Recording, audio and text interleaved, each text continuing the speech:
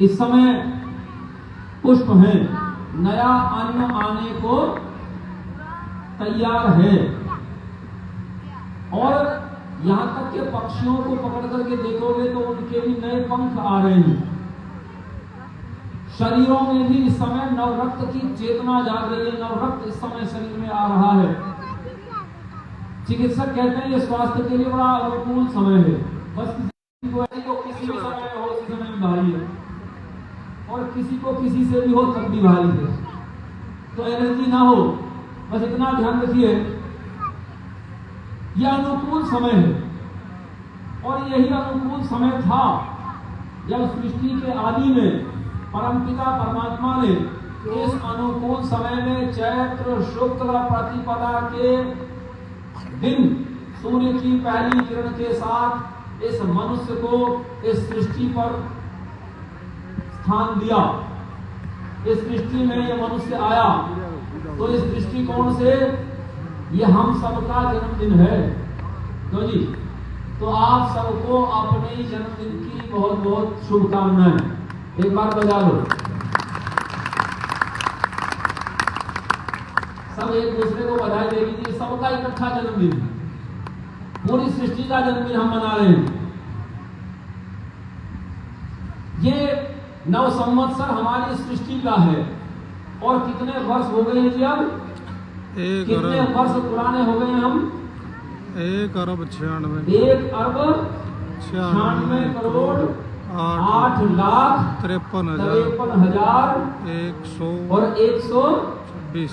कितना हो गया शुरू? 26। हम इतने पुराने हो गए।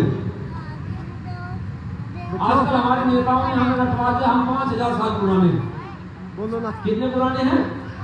5,000 साल पुराने हैं। तो उन्होंने हमारी आयु कम कर दी, उन्होंने हमें छोटी आयु का बना करके रख दिया। अरे 5,000 साल तो महाभारत को हो चुके, उससे ज्यादा। ये कलयुगाब्द शुरू हो गया है 5,126। 5,126 तो कलयुग की गणना है। इतने वर्ष तो इस कलयुग को हो गए जो वर्तमान में चल रहा है। और कौन सा कलयुग है? गिनते हो ना अपने उसमें संकल्प पाठ में, अष्टाविंशतितमे कलयुग, 28वां कलयुग है। कौन सा? 28वां 27 कलयुग तो इससे पहले चले गए। ये 28वां कलयुग चल रहा है। तो हम अपना जन्मदिन आज मना रहे हैं, सृष्टि का जन्मदिन आज मना रहे हैं। साथ साथ उसकी चर्चा हमने अब तक जानबूझकर नहीं की थी। आज ही के दिन हम जन्मदिन मना रहे हैं आर्य समाज का। ये आर्य समाज का भी जन्मदिन है। ऋषि दयानंद ने इसी दिन आर्य समाज की भी स्थापना की थी। तो ये हमारा आर्य समाज का भी जन्मदिन है। यानी आज अगर हम यहाँ बैठे हैं, हमारी माताएं बहनें और बेटियां यहाँ बैठ करके वेद मंत्र सुन रही हैं, और माताएं बहनें और बेटियां नहीं, ये पुरुष भी अगर वेद मंत्र सुन रहे हैं, कहाँ सुनने को मिलते थे वेद मंत्र? वेद मंत्रों पर तो बंद कर दिया गया था, ताला लगा दिया गया था, वेद का विचार आपके लिए छोड़ा ही नहीं गया था। आपको तो दोहे सुनने को मिलते थे दासों के दोहे और चौपाइयों से आपका काम चलता था। सब बंद कर दिया गया था। उस सब को खोलने में, उस ताले में चाबी लगा गए ऋषि, उसे खोल करके चले गए हमारे लिए कि ये आपके लिए एक ऐसा मार्ग है, एक ऐसे विद्या के समुद्र का मार्ग ऋषि दयानंद ने खोल दिया हमारे लिए कि जाओ उस समुद्र में और जितने चाहे मोती निकाल लो। आप सबको, हम सबको मोतियों का भंडार ऋषि दयानंद दे करके चले गए। तो आज अगर हम सब यहाँ बैठे हैं, धर्म की चर्चा कर रहे हैं, वेद की चर्चा कर रहे हैं, परस्पर के समाज निर्माण की, राष्ट्र निर्माण की चर्चा करने में समर्थ हो पा रहे हैं, तो इस कारण से हो पा रहे हैं क्योंकि दयानंद ने आर्य समाज की स्थापना की थी। और इसलिए स्थापना की थी, किस लिए की थी? आर्य समाज की स्थापना किस लिए की थी? ताकि कुछ लोग आर्य समाज के प्रधानमंत्री बन जाएंगे, या इसलिए की थी कि आर्य समाज बनेगा, उसमें ऋषि दयानंद का बड़ा चित्र लगा करेगा? क्यों जी? लोग ऋषिदयानंद की जय बोलेंगे, क्या इसलिए स्थापना की थी? याद रखना, जब ऋषिदयानंद ने आर्य समाज की स्थापना की तो उसको एक उद्देश्य दिया है। उसको उद्देश्य दिया है कृणवंतो विश्वमार्यम। बोल तो दिया करो, कृणवंतो विश्वमार्यम। हाँ, उद्देश्य दे रखा है ऋषिदयानंद ने और बता रखा है कि वास्तव में संसार का उपकार करना इस समाज का मुख्य उद्देश्य है। मुख्य उद्देश्य है। तो इस समाज की स्थापना तो संसार के उपकार के लिए की गई थी। और याद रखना, किसी को आर्य बनाने से बढ़कर उसका कोई दूसरा उपकार नहीं है, नहीं हो सकता। अगर आपने किसी व्यक्ति को अंधविश्वास से निकाल करके, अंध परंपराओं से निकाल करके आर्य बना दिया तो समझो आपने उसका सबसे बड़ा उपकार कर दिया। क्योंकि अगर आपने आर्य बना दिया है तो वो शारीरिक उन्नति करेगा। अगर आपने आर्य बना दिया है तो वो निश्चित रूप से सामाजिक उन्नति करेगा। अगर आपने आर्य बनाया है तो वो निश्चित रूप से आध्यात्मिक उन्नति भी करेगा। तो तीनों उन्नति संभव है आर्य बनने पर। और अगर आर्य नहीं बना तो तीनों उन्नति संभव, और किसी ने थोड़ी बहुत कर भी ली ना तो वो कब बिगड़ जाएगी, कब खराब हो जाएगी, कब बर्बाद हो जाएगी, इसका पता भी नहीं चलेगा। इसलिए हम सब आज जिस वातावरण में बैठे हैं, जिस आर्य समाज के प्रांगण में बैठे हैं, इसी आर्य समाज के प्रांगण में बैठे हुए हम सब याद करें ऋषिदयानंद के उस पुरुषार्थ को, हम सब स्मरण करें आर्य समाज की स्थापना के उस दिन को, जब ये आर्य समाज की स्थापना की गई। तो याद रखना, आर्य समाज की स्थापना इतना सरल कार्य नहीं था। ऋषिदयानंद ने आर्य समाज की स्थापना की, उससे पहले कितना संघर्ष किया, वो संघर्ष हम सबको स्मरण कर लेना चाहिए, उसे याद कर लेना चाहिए। वास्तव में कैसा अद्भुत संघर्ष है उस व्यक्ति का। कहां से चलता है? गुजरात से। उसकी अपनी भाषा गुजराती। अच्छा, पढ़ा उसने क्या? पढ़ी उसने संस्कृत। उसने संस्कृत के पढ़ने पढ़ाने पर खूब परिश्रम किया। और जब उस व्यक्ति ने देखा कि इस देश के ज्यादातर लोग ना तो संस्कृत समझते हैं और ना इस देश के ज्यादातर लोग गुजराती समझते हैं, तब सोचो हमारे लिए उसने हिंदी सीखी।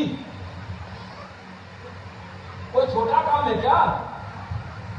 एक व्यक्ति जो दो भाषाएं पहले कर चुका है, आदि उम्र पार कर चुका है, आदि उम्र पार किए उस व्यक्ति ने हमें समझाने के लिए हिंदी सीखी। और उसने हमारे लिए ग्रंथ कौन सी भाषा में रचा? इसी को, जिसको हम हिंदी कहते हैं, लेकिन ऋषिदयानंद इसको हिंदी नहीं कहते। ऋषिदयानंद ने इसका नाम हिंदी नहीं रखा। ऋषिदयानंद इसको कहते हैं आर्य भाषा। क्या कहते हैं? आर्य भाषा। ऋषिदयानंद शब्दों के प्रयोग में बड़े सावधान रहते हैं।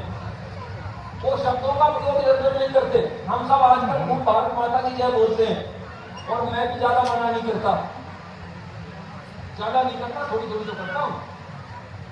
क्यों थोड़ी थोड़ी करता हूं? अरे ऋषिदयानंद की बातें याद नहीं रखोगे तो भूल जाएगी।